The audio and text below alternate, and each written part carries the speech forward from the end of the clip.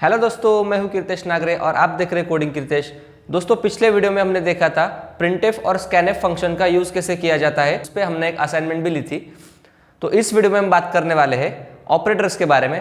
तो आइए जान लेते हैं जरा ऑपरेटर्स के बारे में। हमारे पास 5 तरह के ऑपरेटर्स होते हैं: arithmetic operator, relational operator, logical operator, assignment operator और इंक्रीमेंट डिक्रीमेंट ऑपरेटर। तो देखिए, ये जो 5 ऑपरेटर है इनको 3 हिस्सों में डिवाइड किया जाता है, 3 कैटेगरीज में डिवाइड किया जाता है। एक होता है यूनरी ऑपरेटर, दूसरा होता है बाइनरी ऑपरेटर और तीसरा होता है टर्नरी ऑपरेटर।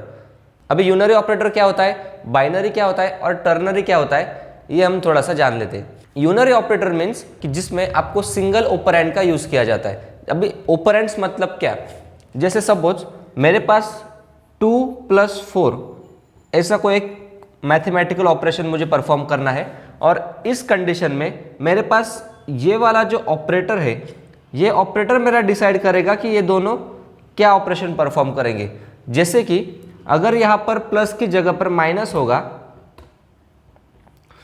तो अभी डिसीजन ये ऑपरेटर लेगा कि इन दोनों में कौन सा ऑपरेशन परफॉर्म होने वाला है। इसलिए अगर ये डिसीजन मेकर है तो इसलिए इसको हम कहेंगे ऑपरेटर, और जिनके ऊपर ऑपरेशन परफॉर्म होने वाला है उनको हम कहेंगे ऑपरेंड्स। वैसे ही यहां पर हमें 2 ऑपरेंड्स दिख रहे हैं। यूनरी ऑपरेटर में एक सिंगल ऑपरेंड होता है जिसको हम कहते हैं यूनरी ऑपरेटर। अभी सेकंड वाला है बाइनरी ऑपरेटर, सेकंड कैटेगरी में आता है बाइनरी ऑपरेटर। बाइनरी ऑपरेटर में 2 ऑपरेंड्स होते हैं, जैसे कि यहाँ पर हमें 2 ऑपरेंड्स दिख रहे हैं, वैसे 2 ऑपरेंड्स बाइनरी ऑपरेटर में होते हैं। और तीसरा होता है टर्नरी ऑपरेटर, जिसमें आपको 3 ऑपरेंड्स दिखने को मिलते हैं। तो तीसरा वाला कौन सा ऑपरेटर है वो हम बाद में इसके नीचे लिखने वाले हैं। तो दोस्तों, अभी हम इन ऑपरेटर के बारे में जानकारी लेंगे और एक एक ऑपरेटर खत्म होने के बाद जैसे जैसे आपका ऑपरेटर आगे बढ़ता जाएगा वैसे वैसे मैं आपको बताते जाऊंगा कि ये कौन सा ऑपरेटर कौन से कैटेगरी में आने वाला है। तो आइए देखते हैं। पहला वाला है हमारे पास अरिथमेटिक ऑपरेटर। अरिथमेटिक ऑपरेटर में टोटल 5 ऑपरेटर्स है मेरे पास। अभी इन 5 ऑपरेटर्स को डिटेल में जानकारी लेते हैं। अरिथमेटिक ऑपरेटर के टोटल 5 टाइप्स आते हैं: एडिशन, यहाँ पर आप देख सकते हो एडिशन, सब्ट्रैक्शन, मल्टीप्लिकेशन, डिवीजन और मॉड्यूलस। अभी ये जो 5 ऑपरेटर्स है इन पांचों के बारे में यहाँ पर हम डिटेल में जानकारी लेते हैं। पहला वाला है एडिशन। एडिशन आप सबको पता होगा कि एडिशन ऑपरेटर एडिशन परफॉर्म करता है। अभी आपको वेरिएबल और डेटा टाइप के बारे में जानकारी मिल चुकी होगी अच्छे से। तो यहाँ पर मैं पहले एक इंटीजर वेरिएबल डिक्लेयर कर देता हूँ, ए और बी। क्यों डिक्लेयर करने हैं, क्योंकि मुझे इन दोनों की एडिशन करनी है और इन दोनों की एडिशन स्टोर करने के लिए मुझे सी ऑपरेटर भी ज़रूरी है। क्योंकि अगर आप इन दोनों की एडिशन करोगे तो उन दोनों के एडिशन को स्टोर करने के लिए मुझे एक और वेरिएबल लगेगा। तो फिलहाल आपको बता देता हूँ मैं। देखिए, C equal to A plus B. इस वे में अगर आप एडिशन करोगे तो ही आपका एडिशन सक्सेसफुली परफॉर्म किया जाएगा। अदरवाइज अगर आप इस वे में एडिशन परफॉर्म करते हो आपका एडिशन मेथड एरर बताएगा। तो फिलहाल आपको जानकारी ये देनी थी कि जो एडिशन ऑपरेटर है वो एडिशन ऑपरेटर एडिशन परफॉर्म करता है। वो 2 ऑपरेंड्स के बीच, मतलब 2 वेरिएबल्स के बीच एडिशन परफॉर्म करेगा और फिर उसको तीसरे वेरिएबल में स्टोर करेगा। नेक्स्ट हमारे पास आता है सब्ट्रैक्शन ऑपरेटर।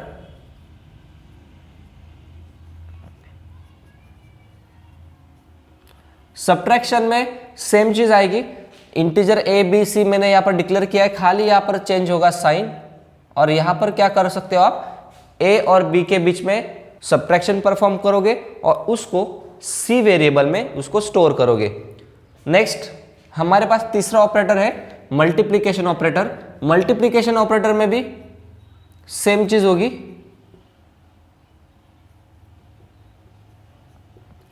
मल्टीप्लिकेशन में भी वही होगा जैसे हमने एडिशन और सब्ट्रैक्शन में किया। एडिशन में किया हमने ऐड, सब्ट्रैक्शन में किया हमने सब्ट्रैक्ट। और अभी ये जो तीसरा है हमारे पास मल्टीप्लिकेशन। मल्टीप्लिकेशन में आपका यहाँ पर खाली साइन चेंज होगा। आप यहाँ पर 2 ऑपरेंड्स के बीच फिर से मल्टीप्लिकेशन का ऑपरेशन परफॉर्म करोगे और उसको थर्ड वेरिएबल यानी कि सी वेरिएबल में उन दोनों का मल्टीप्लिकेशन स्टोर करोगे। हमारे पास एक और ऑपरेटर है डिवीजन ऑपरेटर। डिवीजन ऑपरेटर के बारे में जरा जानकारी ले लेते हैं अभी। डिवीजन ऑपरेटर क्या करता है, एक दो ऑपरेंड्स के बीच डिवीजन ऑपरेशन परफॉर्म करता है, यानी कि ये ए और बी वेरिएबल के बीच डिवीजन ऑपरेशन परफॉर्म करेगा और उन दोनों को ऑपरेट करके यानी कि आंसर निकाल के वो सी में स्टोर करेगा। अभी देखो, आपने बचपन में कुछ इस तरह से कैलकुलेशन किया होगा डिवीजन का। सपोज मेरे पास 10 है और यहाँ पर 2 है। अगर मैं 10 को 2 से डिवाइड करूँगा तो मेरे पास आंसर आता है 5, यहाँ पर 0 0। तो ये जो 5 है, ये 5 मेरा क्या निकला, कोशंट निकला। और यहाँ पर मेरा जो 0 है, 0 मेरा निकला रिमाइंडर। अगर मैं यहाँ पर दोनों के बीच में डिवीजन ऑपरेशन परफॉर्म करूँगा, यानी कि 10 को 2 से डिवाइड करूँगा, तो मेरे पास आंसर आएगा 5, जो क्या आएगा, कोशंट। और जो मेरा 5 आंसर है, अगर मैं डिवीजन परफॉर्म करता हूँ तो ये 5 आंसर मेरा सी में स्टोर हो जाएगा। लेकिन हमारे पास एक और नेक्स्ट ऑपरेटर है जिसको हम कहते हैं मॉड्यूलस ऑपरेटर। अभी आपको इन दोनों के बीच का मैं फर्क समझा देता हूँ। मॉड्यूलस ऑपरेटर में सेम यहाँ पर मैं integer A B C 3 variable लिए और यहाँ पर मैं करता हूँ C equal to A modulus B. अभी देखिए, यहाँ पर मैं ए और बी इन दोनों के बीच में एक ऑपरेशन परफॉर्म करूँगा जिसको कहते हैं मॉड्यूलस ऑपरेशन। अब ये मॉड्यूलस क्या करता है, बहुत सारे लोगों को लगता होगा कि ये परसेंट निकालता है, लेकिन नहीं, ये परसेंट नहीं निकालेगा। ये क्या करता है, जैसे आपका ये डिवीजन ऑपरेशन एक डिवीजन परफॉर्म करता है, वैसे ही आपका मॉड्यूलस ऑपरेशन भी एक डिवीजन ही परफॉर्म करेगा। लेकिन डिवीजन ऑपरेशन जब होगा तो आपको रिटर्न में कोशंट मिलेगा, और जब आप मॉड्यूलस ऑपरेशन परफॉर्म करोगे तो आपको रिटर्न में रिमाइंडर मिलेगा। तो इन दोनों के बीच में ये फर्क है कि डिवीजन आपको कोशंट रिटर्न करके देगा और मॉड्यूलस आपको रिमाइंडर रिटर्न करके देगा। अरिथमेटिक ऑपरेटर में बस इतना ही। आगे देखते हैं रिलेशनल ऑपरेटर के बारे में। रिलेशनल ऑपरेटर होता क्या है, इसके बारे में हम जानकारी लेते हैं। देखिए, रिलेशनल ऑपरेटर के 6 टाइप होते हैं। देखिए दोस्तों, मैंने यहाँ पर लिखा है टोटल 6 ऑपरेटर्स को, और ये 6 के 6 ऑपरेटर्स है रिलेशनल ऑपरेटर के सब टाइप्स। एक एक करके सबकी हम जानकारी ले लेते हैं अभी। पहला वाला है लेस देन ऑपरेटर। अगर आपने बचपन में आपने जब मैथमेटिक्स सीखा होगा तब आपने कुछ इस तरह के ऑपरेशंस परफॉर्म किए होंगे। इस तरह के ऑपरेशंस जब आपने परफॉर्म किए थे तब आपने कुछ ऐसे ही साइंस का यूज़ किया होगा। इसमें कुछ साइंस आपके लिए नए भी होंगे, जैसे कि ये जो नॉट इक्वल है, दूसरा ये ग्रेटर देन इक्वल और लेस देन इक्वल, और ये आखिरी वाला इक्वल टू इक्वल, ये भी आपने पढ़ा नहीं होगा। तो अभी हम एक एक ऑपरेटर के बारे में डिटेल में देखेंगे। देखो, पहला वाला जो है लेस देन ऑपरेटर, यहाँ पर मैं आपको एग्जाम्पल के साथ समझाऊंगा कि लेस देन ऑपरेशन कैसे परफॉर्म होता है। लेस देन में क्या होगा, अगर मेरे पास 5 है और मैं यहाँ पर लिखता हूँ लेस देन 7। अब ये जो ऑपरेटर्स है ये ट्रू और फॉल्स इसमें वैल्यू रिटर्न करते हैं। जैसे अगर मेरे पास 5 इज लेस देन 7 है तो 5 ऑब्वियसली 7 से छोटा है, तो इसीलिए मेरा आंसर आएगा ट्रू। आपको पता होगा कि कंप्यूटर को बाइनरी लैंग्वेज समझ में आती है, तो बाइनरी लैंग्वेज में ट्रू का मतलब होता है 1 और फॉल्स का मतलब होता है 0। यहाँ पर मैं आपको वैसे लिख के भी देता हूँ, ट्रू मीन्स 1 और फॉल्स मीन्स 0। तो यहाँ पर अगर मेरा आंसर ट्रू है तो यहाँ पर मेरा आंसर 1 आएगा। नेक्स्ट लेस देन का एक और एग्जांपल ले लेते हैं। अगर मैं यहाँ पर लिखूंगा 6 इज लेस देन 5, अगर यहाँ पर मैं ऐसी कंडीशन लिखता हूँ जो ऑलरेडी 5 से बड़ी है, मतलब 6 5 से बड़ा है, तो यहाँ पर कंडीशन मेरी डिससेटिस्फाई होती है, कंडीशन फॉल्स आती है, तो मैं यहाँ पर फॉल्स भी लिखूंगा और आपके लिए इसका आंसर होगा 0। ठीक है, तो ऐसे आपको लेस देन ऑपरेशन परफॉर्म करते आएगा। इसका हम प्रोग्रामिंग में बहुत अच्छे से यूज करने वाले हैं। जब हम प्रैक्टिकल देखेंगे तो आपको और अच्छे से डिटेल में समझ में आएगा। नेक्स्ट मेरे पास है greater than operator. Greater than operator क्या करता है, ये जो होता है लेस देन का अपोजिट होता है। जैसे अभी मेरे पास है 5 इज ग्रेटर देन 10, यहां पर अगर मैं लिखता हूं 5 इज ग्रेटर देन 10, ऑब्वियसली ये कंडीशन फॉल्स है क्योंकि 5 10 से छोटा है, तो यहां पर मैं कंडीशन लिखूंगा फॉल्स, तो ऑब्वियसली मेरा आंसर आएगा 0। अगर यहां पर मैं ऐसे लिखता हूं कि 5 is greater then 4, now this condition is true, तो मैं यहां पर लिखूंगा ट्रू, मतलब मेरा आंसर आएगा 1। तो इस तरह से आपका ग्रेटर देन ऑपरेशन भी परफॉर्म होगा। नेक्स्ट हमारे पास है, अभी ये दो ऑपरेटर्स हमने परफॉर्म कर लिए, तीसरा ऑपरेटर देखेंगे लेस देन और इक्वल, जिसका साइन कुछ ऐसा होता है, इसको हम कहते हैं लेस देन और इक्वल ऑपरेटर।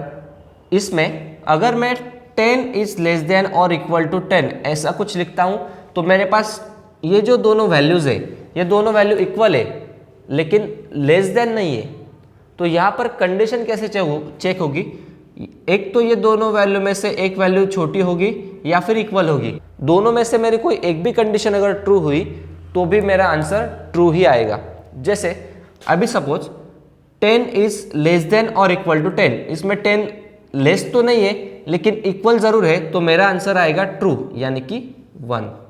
सेम कंडीशन में अगर मेरे पास होता है 10 इज लेस देन और इक्वल टू 9, तो इस कंडीशन में 10 ना ही छोटा है 9 से और ना ही इक्वल है, तो मेरी कंडीशन आएगी इस केस में फॉल्स यानी कि 0।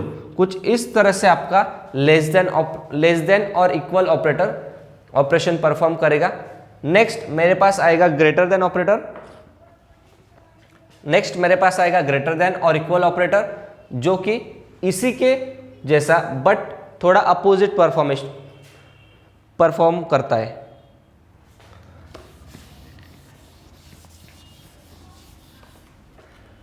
आप देख सकते हो यहाँ पर ग्रेटर देन और इक्वल ऐसा मैंने कुछ साइन लिखा है यहाँ पर। फिर से वही कंडीशन लेंगे, 10 इज ग्रेटर देन और इक्वल टू 10, इस ऑपरेशन में भी दोनों कंडीशन चेक होगी, ग्रेटर देन और इक्वल। अगर ये मेरा 10 इस 10 से ग्रेटर नहीं है लेकिन इक्वल है, तो मेरी कंडीशन आएगी ट्रू यानी कि 1। वैसे ही 10 is greater than equal to 11, अगर ये कंडीशन मेरे पास है तो इसमें 10 और 11 दोनों को चेक किया जाएगा और दोनों में ना ही ये कंडीशन इक्वल है और ना ही ग्रेटर है, तो मेरा आंसर आएगा फॉल्स यानी कि 0। हमारे पास नेक्स्ट ऑपरेटर है equal to equal operator. Equal to equal में क्या होगा कि ये दोनों कंडीशन में दोनों ऑपरेंड्स इक्वल है या नहीं है, वो चेक करने के लिए आपको इक्वल टू इक्वल ऑपरेटर का यूज करना पड़ेगा, जिसका सिंबल है ऐसे इक्वल टू। अभी यहां पर अगर मैं कंडीशन देता हूं 5 इक्वल टू 5, इसमें दोनों ऑपरेंड्स एक जैसे ही है, मतलब ये भी 5 है ये भी 5 है, तो मेरा जो ऑपरेशन परफॉर्म करने के लिए मैंने जो ऑपरेटर यूज किया है उसकी कंडीशन सेटिस्फाई होते जा रही है, यानी कि आंसर आएगा ट्रू मीन्स 1। अगर यहाँ पर ऐसा होगा कि 5 इक्वल टू 4, इस कंडीशन में ना ही ये दोनों इक्वल है और ना ही ये कंडीशन ट्रू हो रही है, यहाँ पर ऑब्वियसली मेरा आंसर आएगा फॉल्स यानी कि 0। तो आप देख सकते हो कि 5 ऑपरेटर्स हमने परफॉर्म कर लिए हैं। आखिरी वाला जो है नॉट इक्वल टू, वो भी हम अभी देख लेते हैं। अभी देखते हैं यहाँ पर नॉट इक्वल टू में क्या होगा। नॉट इक्वल टू में साइन आएगा आपका एक्सक्लेमेशन मार्क और उसके आगे इक्वल साइन। अगर मैं यहाँ पर लिखूँ 5 is not equal to 10, obviously 5 10 से इक्वल है ही नहीं, दोनों की वैल्यू अलग है, तो इसलिए मैं यहाँ पर लिखूंगा ट्रू यानी कि मेरा आंसर आएगा 1। और फिर से मैं अगर कंडीशन चेक करता हूँ कोई, जैसे कि मेरे पास है 7 इज नॉट इक्वल टू 7, यहाँ पर क्या है कि दोनों कंडीशंस में दोनों ऑपरेंड्स मेरे इक्वल है और इसीलिए ये मेरा जो कंडीशन है ये होता है डिससेटिस्फाइड, इसलिए मेरा कंडीशन का आंसर आएगा फॉल्स यानी कि 0। आई होप आपको रिलेशनल ऑपरेटर समझ में आ चुके होंगे।